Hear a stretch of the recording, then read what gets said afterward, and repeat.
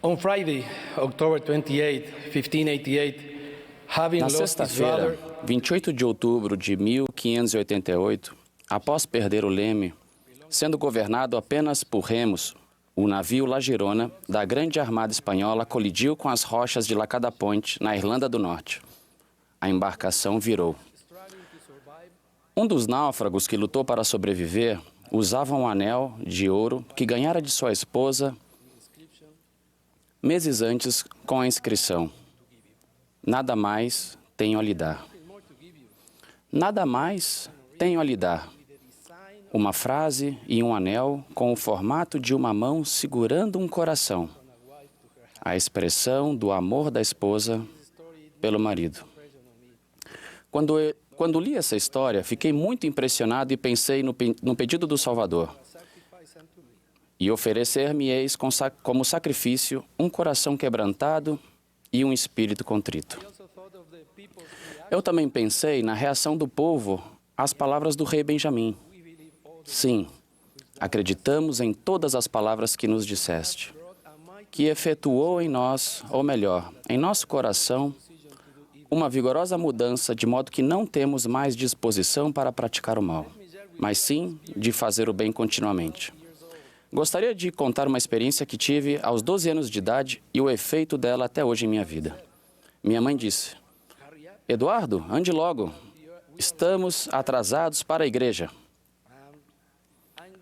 "Mãe, hoje vou ficar com o papai", respondi. "Tem certeza?" "Você tem que ir à reunião do seu quórum de sacerdócio", disse ela.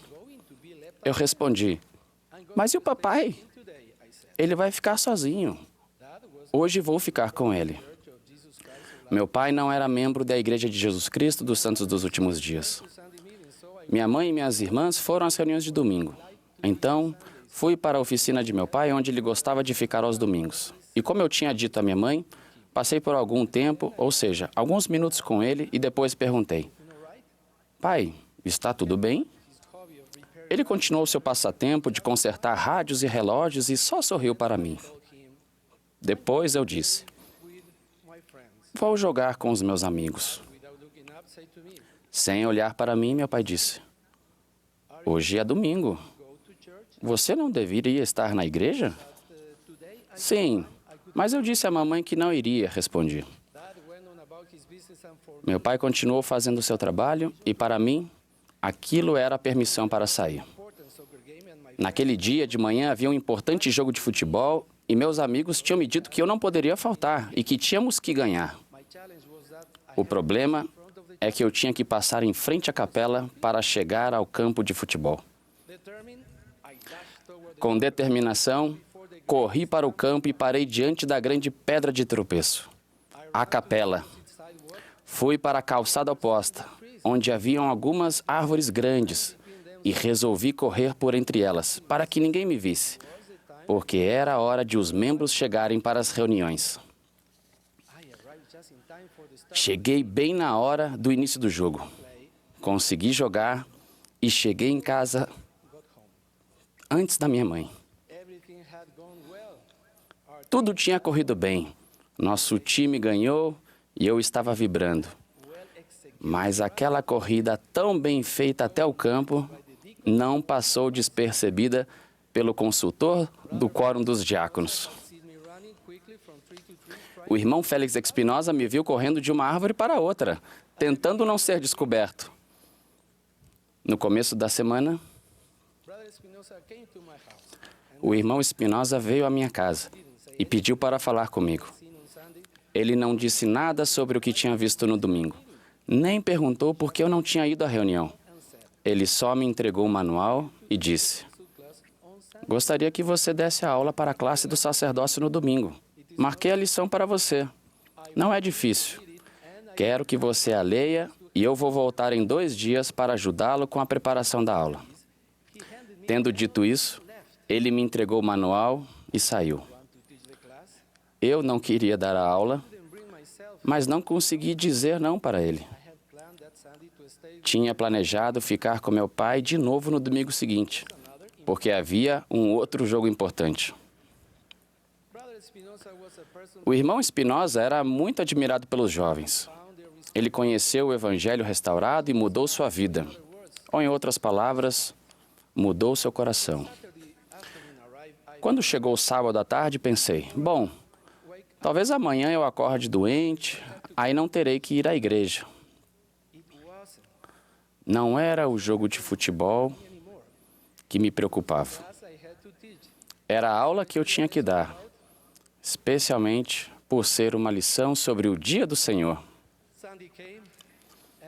O domingo chegou e eu me levantei mais saudável do que nunca.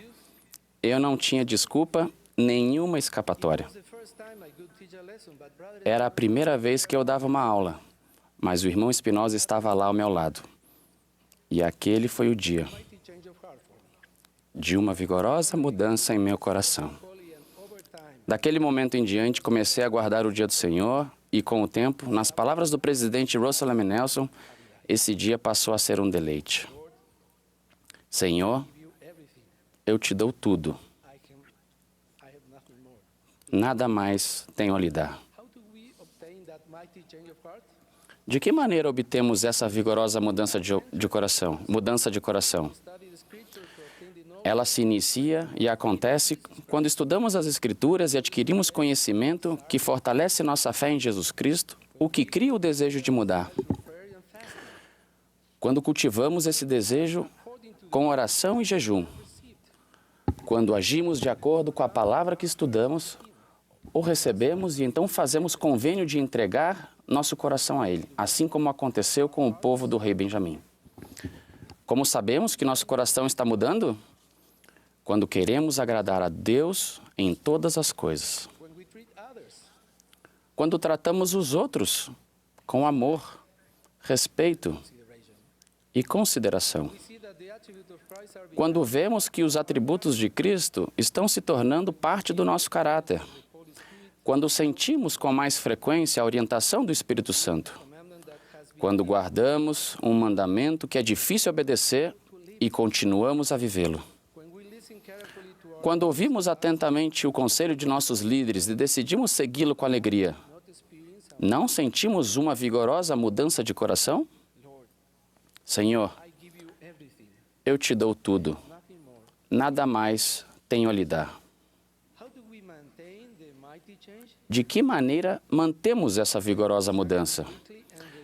Quando tomamos o sacramento todas as semanas e renovamos o convênio de tomar sobre nós o nome de Cristo, de sempre nos lembrar dele e de guardar seus mandamentos. Quando voltamos nossa vida para o templo, ir ao templo com frequência vai nos ajudar a manter um coração novo e renovado ao participarmos das ordenanças. Quando amamos e servimos nosso próximo, através da ministração e do serviço missionário. Então, para nossa grande alegria, aquela mudança interior é fortalecida e se espalha até ser abundante em obras.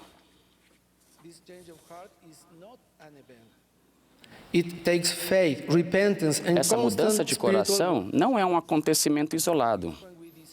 Ela exige fé, arrependimento e trabalho espiritual constantes. Começa quando desejamos submeter nossa vontade à do Senhor e se materializa quando fazemos e guardamos os convênios com Ele. Essa ação individual tem um efeito positivo tanto em nós como nas pessoas à nossa volta.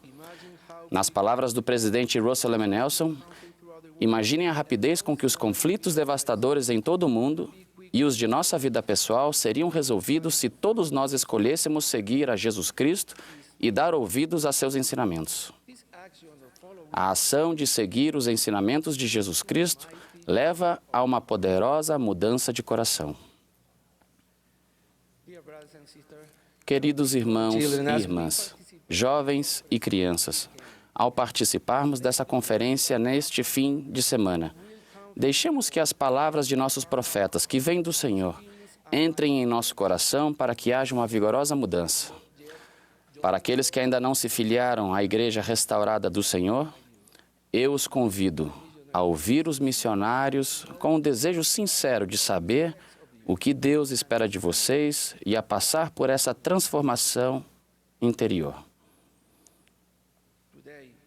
Hoje é o dia de decidir seguir ao Senhor Jesus Cristo. Senhor, eu te dou o meu coração, nada mais tenho a lhe dar. Assim como o anel foi recuperado naquele naufrágio, quando damos nosso coração ao Senhor, somos resgatados das ondas tempestuosas desta vida. E nesse processo, somos refinados e purificados pela expiação de Cristo e nos tornamos progenie de Cristo, tendo nascido espiritualmente dele. Presto testemunho disso, em nome de Jesus Cristo. Amém.